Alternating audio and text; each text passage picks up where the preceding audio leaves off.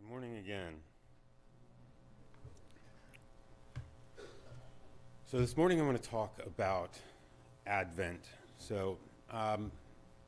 Advent is a liturgy that we find in the Christian religion, and when I think of Advent, three main themes pop out at me. There's lighting things on fire, hope, and beyond.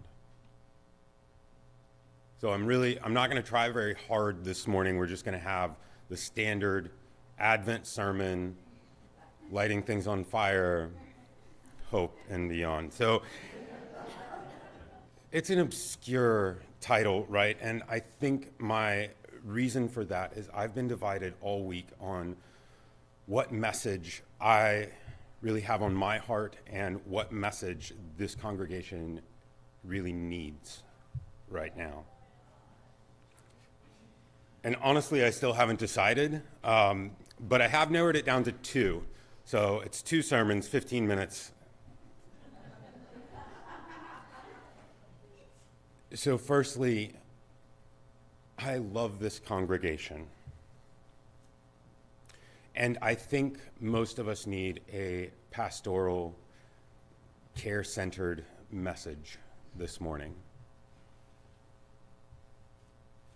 And then secondly, I love this congregation, and I think most of us need a prophetic, speaking truth to power sort of message this morning. So we're going to go with both. So the reason Advent feels important as a topic this morning lies in the etymology of the word, right? It's the word Advent comes to us from the Latin word adventus, right, which means arrival, and that's made up of the Latin prefix ad and venire, right, which means to come.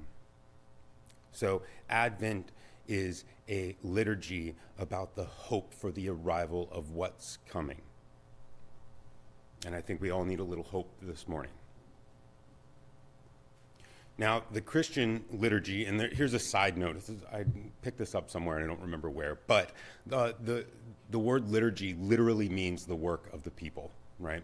So this Christian liturgy of Advent is an expectation for the birth of Christ, and generally, Advent is celebrated by lighting candles to remember the hope of that arrival.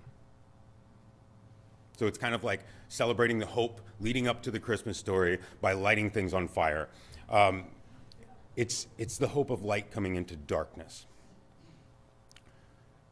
Now, the Christmas story doesn't take place in a vacuum, right? At some point in time, people started telling this story. So here's the setting of what was going on in the world when this story starts to circulate, and it started to circulate as an oral tradition, right?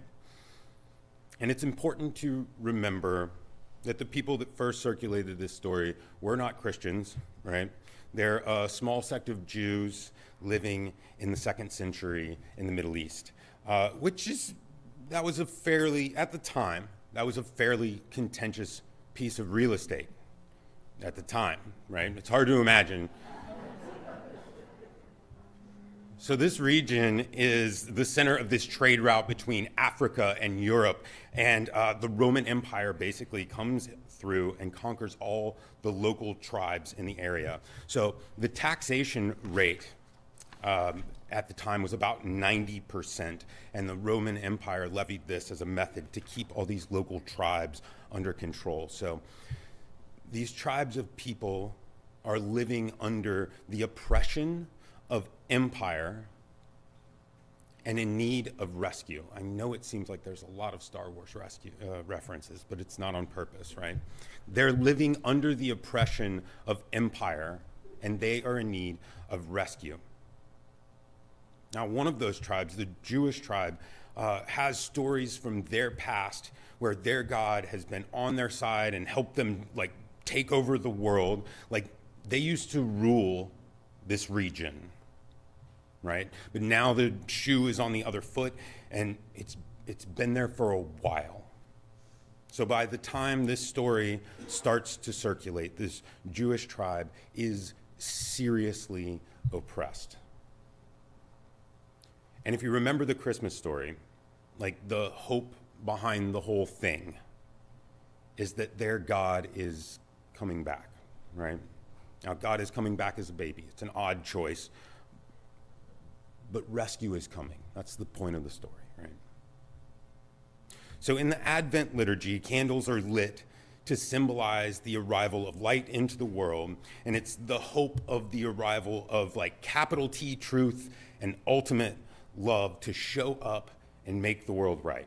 Now, that's very symbolic language and even more symbolic ceremony, but humans tend to use symbols to talk about things we can't talk about, or like to talk about truths we feel but we don't understand.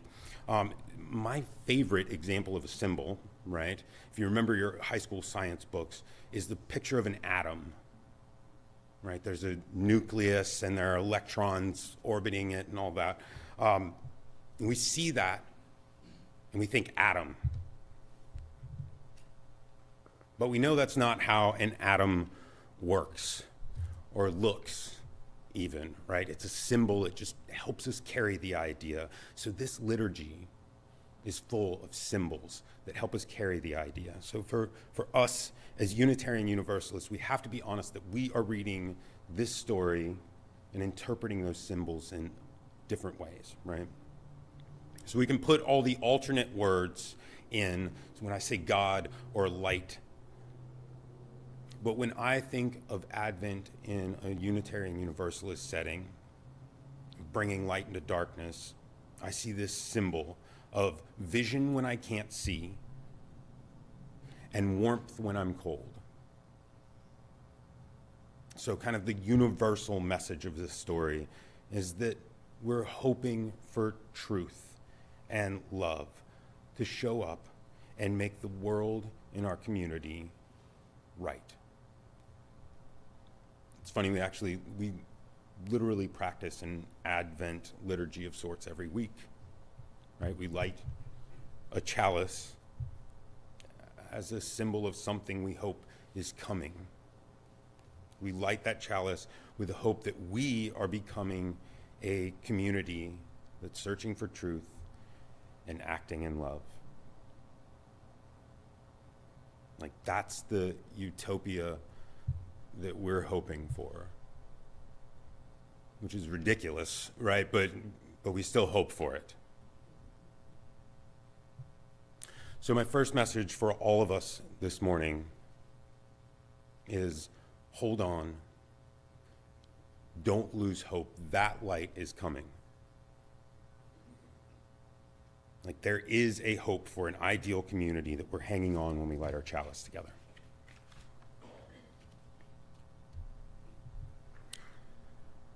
So back to this Christmas story, right? Because this is where things get weird.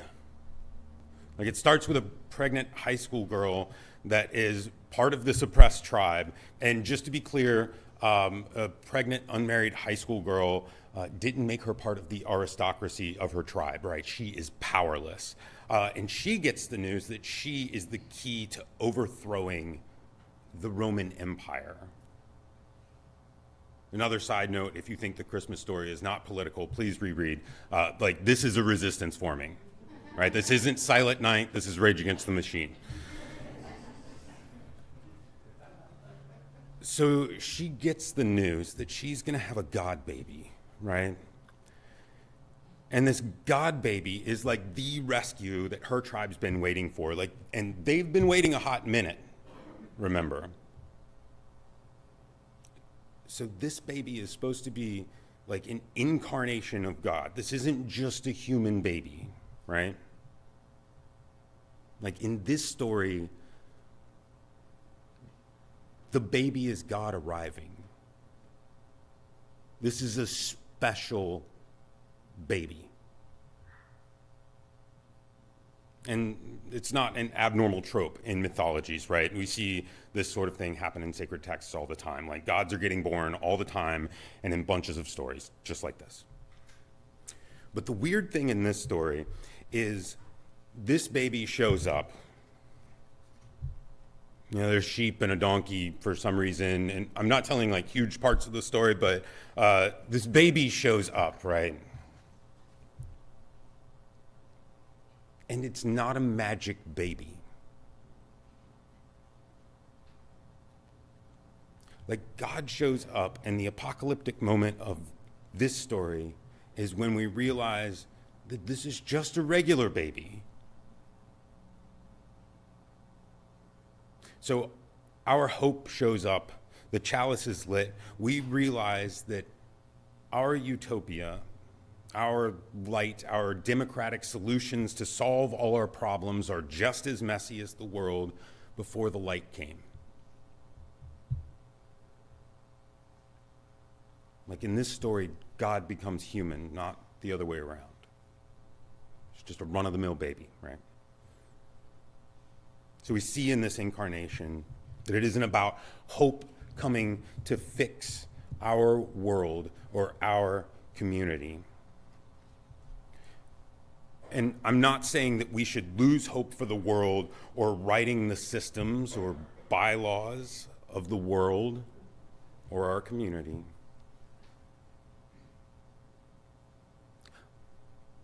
I am saying that there's a deeper hope.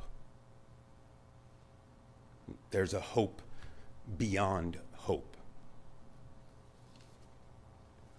So the promise of light and hope isn't there to let us see how great utopia already is.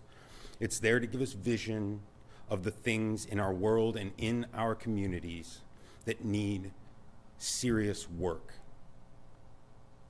so that we can do something about it. Like, the light sucks, right? It isn't fun. It isn't easy. But don't worry, right? It gets worse. Because after we look around in the dim light of our little Advent candle, we're tempted to look closer to ourselves. And eventually, if we have the courage, we'll look where the light is brightest. We'll look at ourselves. It may be one of the hardest yet most important steps in building beloved community. Because if we do not address the ways in which we are avoiding truth, and the ways in which we are not acting in love, we will only add to the problem. And it's not easy to deal with truths in ourselves, right? It is not easy to access the well of love we each have in ourselves.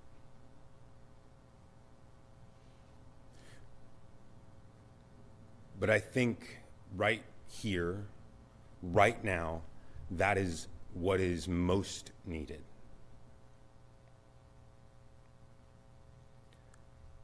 So I always want to end sermons on like a high note of hope, but sometimes the message just isn't that easy, right?